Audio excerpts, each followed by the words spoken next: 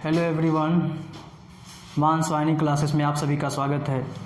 आज की हमारी बहुत ही इम्पोर्टेंट टॉपिक है अनवसानी, जिसको अशांत भी बोलते हैं। अनवसानी आवर्ती दशमलव प्रसार को P/Q के रूप में व्यक्त करना। ये क्लास 9th का ये पार्ट 5 में आपको बताया जा रहा है और ये टॉपिक बहुत ही इम्पोर्टेंट है। सबसे पहले हम ये जानते हैं कि अनवसानी आवर्ती क्या होता है। अनवसानी आवर्ती को आपको इससे पहले वाले वीडियो में बता दिया गया है। 1/3 जब 1 को 3 से डिवाइड करते हैं तो ये मिल रहा था, और जिस नंबर की पुनरावृत्ति बार बार होती है तो वहाँ पे ऐसे लगाते हैं, उसके ऊपर ऐसे बार लगा देंगे। यहाँ पे 3 की पुनरावृत्ति हो रही है, मतलब एक नंबर की पुनरावृत्ति हो रही है, इसलिए एक नंबर पर बार लगाएंगे। यहाँ पे देखिए 1 की पुनरावृत्ति नहीं हो रही है तो 1 को ऐसे रहने देंगे। जिस नंबर की पुनरावृत्ति होगी सिर्फ उसके ऊपर बार लगा के छोड़ देंगे। तो इसका भी मतलब वही है जो इसका मतलब है। ऐसे ही इसको भी लिखेंगे 3। देखिए 3 की पुनरावृत्ति नहीं हो रही क्योंकि यहाँ पॉइंट है, 3 को छोड़ देंगे। उसके बाद जिन नंबरों की पुनरावृत्ति हो रही है उसके ऊपर बार लगा देंगे। यहाँ पे देखिए 0.666 करके आ रहा है तो यहाँ पे 0.66 के ऊपर बार लगा देंगे। तो अनवसानी आवर्ती का मतलब यही होता है कि किसी एक नंबर की या तो पुनरावृत्ति होती है या तो दो नंबर की पुनरावृत्ति होती है। दो नंबर का मतलब जैसे मान लीजिए 1 2 आ गया, फिर 1 2, फिर 1 2, ऐसे ऐसे करके आएगा। या तो 5 6 5 6 मतलब कुछ ऐसा नंबर आएगा, या तो 1 नंबर की पुनरावृत्ति होगी, या तो 2 नंबर की, या तो 3 नंबर की, ऐसे ऐसे पुनरावृत्ति होती है। तो इसे कहते हैं अनवसानी आवर्ती। अब आपको क्वेश्चन पे लेके चलते हैं। इसमें इस टाइप का क्वेश्चन मिलेगा, जैसे क्वेश्चन दिया रहेगा 0.7 इसके ऊपर बार है को P/Q के रूप में व्यक्त करना, के रूप में व्यक्त कीजिए। इसको P/Q के रूप में व्यक्त करना है।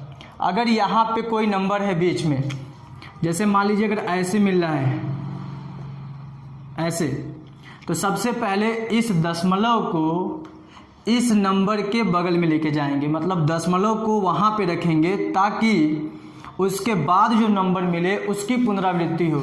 यहाँ पे देखिए दशमलव यहाँ पे है, दशमलव के बाद 5 है, 5 की पुनरावृत्ति नहीं हो रही है, केवल पुनरावृत्ति होगी भी तो सिर्फ 7 की होगी।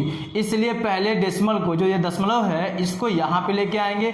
जब यहाँ पे लेके आएंगे तो उसके लिए हमको गुणा करना होगा 10 से, क्योंकि यहाँ पे जो हम दशमलव एक स्थान इधर खिसकाते हैं तो 10 से गुणा करेंगे। ऐसे अगर 2 स्थान खिसकाना रहता तो 100 से गुणा करते। तो अब इसमें देखिए यहाँ पे कोई नंबर है नहीं है। जब इसमें कोई नंबर नहीं है तो पहले इसमें गुणा नहीं करेंगे, सिर्फ हमको देखिए ऐसे मानना पड़ेगा। माना, अब इसको सॉल्व कर रहे हैं, माना उसको x के बराबर मान लेंगे। x = 0.7 के ऊपर बार है। अब ये जब बार हटाएंगे तो ये 7 फिर दिखने लगेगा, क्योंकि 7 ही रहा होगा तभी तो बार लगा है। इसको ऐसे छोड़ देंगे और इसको मान लेंगे इक्वेशन नंबर 1। दशमलव के बाद कोई नंबर नहीं था, मतलब ऐसा नंबर नहीं था जिसकी पुनरावृत्ति नहीं हो रही थी। दशमलव के बाद तो वो नंबर था जिसकी पुनरावृत्ति हो रही थी, तो सिर्फ इसको x बराबर मान लेंगे और उसके बाद इसमें देखिए 10 से गुणा कर देंगे ताकि ये जो दशमलव है यहाँ पे चला जाए। जो जितने अंक की पुनरावृत्ति होगी उतने जीरो वाले से गुणा करेंगे। यहाँ पे सिर्फ एक अंक की पुनरावृत्ति हो रही थी 7 की, इसलिए इसमें 10 से मल्टीप्लाई करेंगे। एक अंक है इसलिए एक जीरो वाले से मल्टीप्लाई करेंगे 10 से। अगर यहाँ पे 2 अंक की पुनरावृत्ति होती, जैसे मान लीजिए अगर यही क्वेश्चन इस तरीके से रहता, मान लीजिए इस तरीके से अगर है, तो इस क्वेश्चन के लिए इसमें 100 से मल्टीप्लाई करते दोनों में। अगर इसमें मान लीजिए 3 नंबर का 3 नंबर की पुनरावृत्ति अगर हो रही है तो इसमें 1000 से मतलब 1000 से मल्टीप्लाई करेंगे, वो भी दोनों साइड में। इसमें देखिए एक नंबर की पुनरावृत्ति हो रही है, इसलिए इस क्वेश्चन में सिर्फ 10 से मल्टीप्लाई करेंगे। सबसे पहले उस क्वेश्चन को मानते हैं, हमेशा ये तो सबके लिए है, सबसे पहले उस क्वेश्चन को मानते हैं x के बराबर। माना x बराबर ये कर लिए और ये बार हटा देते हैं। जब बार हटाएंगे तो वो अपने ओरिजिनल पोजीशन में आ जाता है। अब इसमें 10 से मल्टीप्लाई करेंगे तो वही लिखेंगे कि समीकरण 1 में इक्वेशन 1 माने हैं, तो यहाँ पे लिखेंगे समीकरण, या इक्वेशन 1 में मल्टीप्लाई करेंगे 10 से, समीकरण 1 में 10 से गुणा करने पर, अब इसमें गुणा कर दीजिए। जब इसे मल्टीप्लाई करेंगे 10 का तो ये हो जाएगा 10x, और जब इसमें मल्टीप्लाई करेंगे 10 का तो ये हमारा जो डेसिमल है एक स्थान इधर खिसक जाएगा, एक स्थान दाहिनी ओर खिसक जाएगा। तो अब देखिए ये हमारा डेसिमल यहाँ पे आ जाएगा तो 7.77 करके दिखने लगेगा। तो ये देखिए 10 से गुणा इसमें हो गया। ये समझ में आ रहा है कि नहीं? यहाँ पे देखिए पहले यक्स है तब ये था, जब इसमें दोनों साइड में 10 से मल्टीप्लाई कर दिए हैं तो ये जो हमारा डेसिमल होता है एक स्थान इधर खिसक जाता है। अगर 10 से मल्टीप्लाई किए मतलब एक जीरो वाले से मल्टीप्लाई करते हैं तो एक स्थान खिसकता है, अगर ये 2 जीरो वाले से मल्टीप्लाई करते तो 2 स्थान खिसकता। तो यहाँ पे एक जीरो वाले से मतलब 10 से गुणा किए हैं इसलिए ये एक स्थान खिसक गया। तो ये देखिए अभी भी इधर 7 होगा, इसको ऐसे छोड़ देंगे, इसे मानेंगे इक्वेशन नंबर 2, मतलब समीकरण 2 हो गया ये। अब ये देखिए समीकरण 1 है, ये समीकरण 2 है। समीकरण 2 में से समीकरण 1 को घटा दीजिए। अब वही लिखेंगे समीकरण 2 में से समीकरण 1 को घटाने पर, समीकरण 2 में से 1 को घटा रहे हैं तो समीकरण 2 को पहले लिखेंगे और 1 को बाद में ना। तो देखिए समीकरण 2 ये वाला है तो इसको पहले लिखेंगे। जैसे अगर ये कहा जाए 5 में से 4 घटा दीजिए तो पहले 5 लिखेंगे ना, उसी तरीके से ये है तो पहले समीकरण 2 लिखेंगे। समीकरण 2 लिख लिए। समीकरण 2 में से समीकरण 1 को घटाना है, समीकरण 2 को लिख लिया, उसके नीचे समीकरण 1 लिखेंगे। तो जो बाएं पक्ष में है उसको बाएं साइड और जो दाहिने पक्ष में है उसको दाहिने साइड। तो यहाँ पे देखिए उसके नीचे लिखेंगे x इक्वल ये वाला नंबर, तो डेसिमल के नीचे डेसिमल लिखते हैं, घटाते समय ये ध्यान देते हैं, डेसिमल के नीचे डेसिमल। तो ये देखिए यहाँ पे डेसिमल है, उसके नीचे उसका इक्वेशन 1 वाले का, उसके बाद 7, फिर 7, फिर इधर भी 7 है, ऐसे ऐसे एंड सो ऑन। और यहाँ पे क्या है 0, ये इक्वेशन 2 का हो गया, ये इक्वेशन 1 का हो गया। अब दोनों को क्या करना है, घटाना है। घटाते समय चिन्ह चेंज हो जाता है, तो यहाँ पे देखिए प्लस है, ये माइनस हो जाएगा। यहाँ पे भी ये प्लस है क्योंकि दिखता नहीं है, प्लस अगर है तो वो नहीं दिखता है, तो यहाँ पे माइनस हो जाएगा। 10x में से यहाँ पे 1x है तो इसे सब्सट्रैक्ट कर देंगे, मतलब घटा देंगे तो जाएगा 9x। और जब इसको घटाएंगे देखिए यहाँ पे 7 होगा क्योंकि यहाँ पे 7 की पुनरावृत्ति हो रही है, तो ये सब तो 0 हो जाएगा। तो यहाँ पे देखिए डेसिमल के बाद जो भी नंबर आएंगे वो 0 आएगा। 7 में से 0 सब्सट्रैक्ट करेंगे, यहाँ हो जाएगा 7, 9x इक्वल 7 हो जाएगा। 9x इक्वल 7, 9x इक्वल 7, तो x इक्वल हो जाएगा 7/9। इस क्वेश्चन का आंसर यही होगा। तो ये दिया गया था 0.7 के ऊपर बार को p/q के रूप में व्यक्त कीजिए, तो इसको ऐसे ही लिखेंगे 7/9। यही देखिए इसका आंसर होगा। अभी ये तो लॉन्ग मेथड है, इसको लगाने के लिए ऐसे बता रहे हैं। अभी इसको ट्रिक से ही बताया जाएगा कि कैसे ये ट्रिक से तुरंत इसका आंसर आप चेक कर सकते हैं। अब देखिए दूसरा क्वेश्चन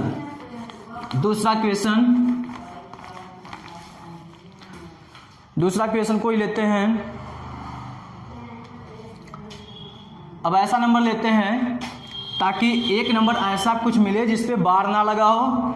0.235 मान लीजिए इन दोनों नंबर पे बार है, इस नंबर पे बार नहीं है। तो सबसे पहले देखिए इसको p/q के रूप में व्यक्त करना है, तो मानेंगे ना इसको, माना x बराबर ऐसे करके मानेंगे, ये ऐसे मानेंगे। अब जब इसको लिखेंगे तो जिस नंबर की पुनरावृत्ति होती है, इसमें किस नंबर की पुनरावृत्ति हो रही है, 35 की, दो नंबर की पुनरावृत्ति हो रही है, इसलिए यहाँ पे 35 35 35 ऐसे चलेगा, 35 35 एंड सो ऑन ऐसे चलेगा ना। ये इसको मान लेंगे इक्वेशन नंबर 1। उसमें सिर्फ 7 था, जो पुनरावृत्ति जिस नंबर की हो रही थी सिर्फ वो नंबर था, लेकिन इसमें 2 भी आ गया, इसकी पुनरावृत्ति नहीं हो रही है और इनकी पुनरावृत्ति हो रही है। जब ऐसा नंबर आ जाए जिनकी पुनरावृत्ति नहीं हो रही हो तो सबसे पहले इस दशमलव को उस नंबर के बाद लेके जाएंगे जिसकी पुनरावृत्ति नहीं हो रही है। इसमें 2 है, 2 की पुनरावृत्ति नहीं हो रही है, तो सबसे पहले इस दशमलव को यहाँ पे लेके आएंगे। तो दशमलव को जब एक स्थान तक लेके आएंगे तो इसमें गुणा करना होगा 10 से। तो समीकरण 1 में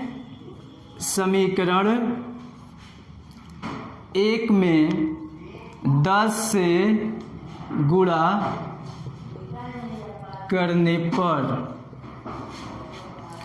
जब इसमें 10 से गुणा कर देंगे तो ये हो जाएगा 10x हो गया, और ये दशमलव हमारा एक स्थान खिसक जाएगा, तो यहाँ पर हो जाएगा 2.35, फिर 3.5, फिर 3.5 एंड सो ऑन। इसको मान लेंगे इक्वेशन नंबर 2। ये इक्वेशन 1 था तो इक्वेशन ही था, फिर इसमें 10 से मल्टीप्लाई कर दिए। 10 से मल्टीप्लाई क्यों किए, 100 से क्यों नहीं किए हैं? देखिए, जिस नंबर की पुनरावृत्ति नहीं होती है पहले डेसिमल को उस नंबर के बाद तक लेके जाते हैं, फिर उसके बाद जितने नंबर की पुनरावृत्ति होती है उतने जीरो वाले से फिर गुणा करेंगे। तो यहाँ पे पहले एक अंक की पुनरावृत्ति नहीं हो रही थी। कौन सा अंक था? 2 था। 2 की पुनरावृत्ति नहीं हो रही थी और दशमलव था यहाँ पे। दशमलव को यहाँ से यहाँ तक लेके जाने के लिए 10 से गुणा करना पड़ेगा कि नहीं? तो यहाँ से यहाँ तक लेके जाने के लिए 10 से गुणा करेंगे, फिर उसके बाद जितने नंबर की पुनरावृत्ति होती है उतने जीरो वाले से गुणा करेंगे। देखिए, पहले 10 से गुणा किए हैं क्योंकि एक अंक की पुनरावृत्ति नहीं हो रही थी, फिर उसके बाद 100 से गुणा करेंगे इसलिए क्योंकि 2 अंक की पुनरावृत्ति हो रही है। इसका मतलब है या तो आप एक बार 10 से गुणा कीजिए फिर उसके बाद 100 से गुणा कीजिए, या तो एक ही साथ आप 1000 से गुणा कर दीजिए। ये देखिए, 10 से जब गुणा करेंगे दशमलव यहाँ से यहाँ आ जाएगा, ये आप हो गया है।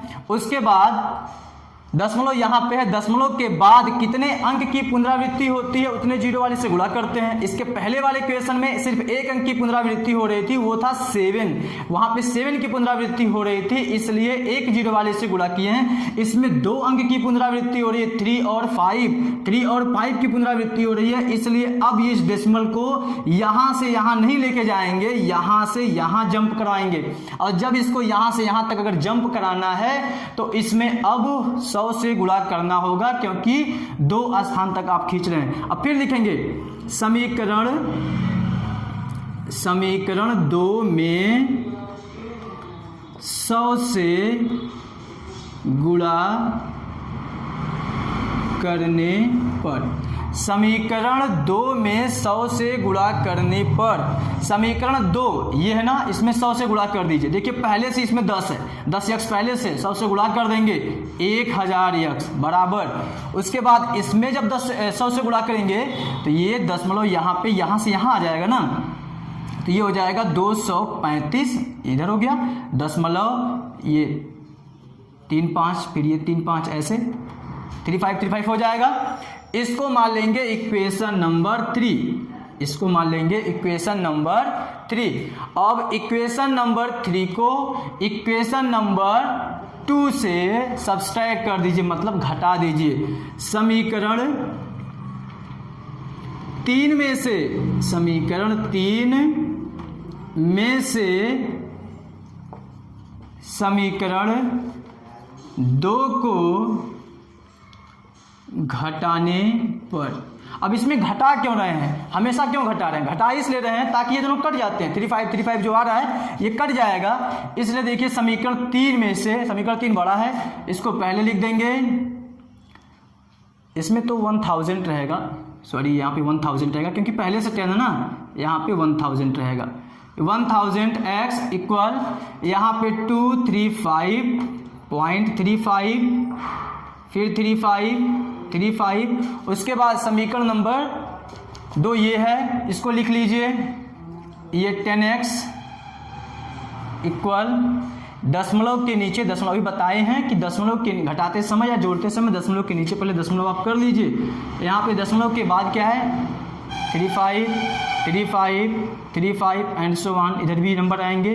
उससे पहले क्या है 2, अब इसको सब्सट्रैक्ट कर लीजिए, ये सब आ जाएंगे 0 0, ये सब आ जाएंगे 0 0। यहाँ पे डेसिमल, यहाँ पे देखिए आएगा 3, ये आ गया 3, यहाँ पे 2 और ये सब्सट्रैक्ट कर दीजिए 990x।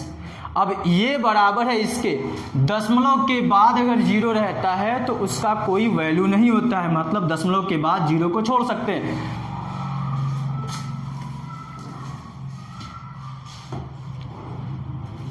अब यहाँ से हम इधर आते हैं, इसको लिख सकते हैं 990x बराबर कितना है 233। तो x बराबर हो जाएगा 233/990। अब ये अगर कट रहा होगा तो काट देंगे, लेकिन यहाँ पे कट नहीं रहा है, इसको ऐसे ही छोड़ देंगे। इसका आंसर आ गया 233/990। किसका आंसर? जो वैल्यू दिया था 0.235 इसके ऊपर बार, तो इसको हम ऐसे भी लिख सकते हैं, यही हो गया P/Q के फॉर्म में। अब इसमें इसी टाइप के और भी क्वेश्चन रहेंगे। अगर मान लीजिए यहाँ पे कोई नंबर रहेगा तो उससे कुछ लेना देना नहीं, वो वहाँ पे ही रहेगा। यहाँ मान लीजिए 5 अगर रहता है वो वहीं पे रहेगा। बस यहाँ पे देखेंगे, अगर एक नंबर की पुनरावृत्ति नहीं हो रही है 10 से गुणा, 2 नंबर की पुनरावृत्ति नहीं हो रही है तो 100 से गुणा, लेकिन उसके बाद जितने अंक की पुनरावृत्ति होती है उतने से भी गुणा करते हैं। अब आपको इस क्वेश्चन को सॉल्व करने की ट्रिक से बताते हैं कि ट्रिक से कैसे सॉल्व। अब इन सभी क्वेश्चनों को ट्रिक्स लगाते हैं। जैसे 0.77 के ऊपर बार है, दशमलव के बाद अगर ऐसा नंबर सिर्फ अगर बार वाला है तो यहाँ पे 7 लिखेंगे, 7/9। यहाँ पे 1 नंबर पे बार है इसलिए 19। अगर यहाँ पे 2 नंबर रहता, 2 नंबर पे अगर बार रहता तो यहाँ पे 99 हो जाता। इसका देखिए आंसर यही आया भी था और इसका आंसर यही होगा, ये ट्रिक्स है। और इसको देखिए, इसमें दशमलव के बाद बार वाले भी नंबर हैं और बिना बार वाले भी नंबर हैं, मतलब जिस नंबर की पुनरावृत्ति हो रही वो भी है और बिना पुनरावृत्ति वाले भी नंबर हैं। तो सबसे पहले इस पूरे नंबर को ये बार हटा के आप ये सोचिए कि ये बनेगा क्या। ये बनेगा 235। 235 में से आप बिना बार वाले नंबर को घटा दीजिए। पहले टोटल नंबर लिख लीजिए, उसके बाद बिना बार वाले नंबर, बिना बार वाले नंबर कौन से हैं? ये 2 है, 2 को घटा दीजिए। उसके बाद जितने नंबर पे बार हैं उतने 9 लिख लीजिए और जितने पे बार नहीं है उतने 0 कर लीजिए। 99 हो गया और यहाँ पे 0 हो गया। इसको सब्सट्रैक्ट कर दीजिए, 233/990। इसका देखिए आंसर ये आया भी था लगाने पर। अब इसका आंसर यहाँ पे 0.44 के ऊपर बार है, यहाँ पे 1 नंबर है जिसकी पुनरावृत्ति हो रही है और ऐसा कोई नंबर नहीं है जिसकी पुनरावृत्ति नहीं हो रही है, तो सिर्फ यहाँ पे 4 रहेगा और नीचे ये 19 सिर्फ रहेगा, क्योंकि यहाँ पे बिना पुनरावृत्ति वाले नंबर आए ही नहीं। किसको हम सब्सट्रैक्ट करें तो यहाँ पे सिर्फ 4 लिखेंगे और एक ही नंबर की पुनरावृत्ति हो रही थी इसलिए यहाँ पे 9 लिख लेंगे। यहाँ पे देखिए 8, क्योंकि एक नंबर की पुनरावृत्ति हो रही है तो यहाँ पे 8 हो गया बाई 9। इसका देखिए यहाँ पे डबल नंबर है, यहाँ पे डबल नंबर है 0.12 के ऊपर बार है, इसमें 2 अंक की पुनरावृत्ति हो रही है और ऐसा कोई नंबर नहीं है जिसकी पुनरावृत्ति ना हो। अगर ऐसा यहाँ पे कोई नंबर होता तो उसको सब्सट्रैक्ट करते इस तरीके से, लेकिन यहाँ पे सिर्फ बार वाले नंबर हैं तो सिर्फ यहाँ पे 12 लिखेंगे बाई, और जितने नंबर पे बार है उतने 9 लिख लेंगे। तो इसका आंसर ये होगा 0.68 इसके ऊपर बार है तो इसमें 2 अंक ऐसे हैं जिसकी पुनरावृत्ति हो रही थी, यहाँ पे 68/9।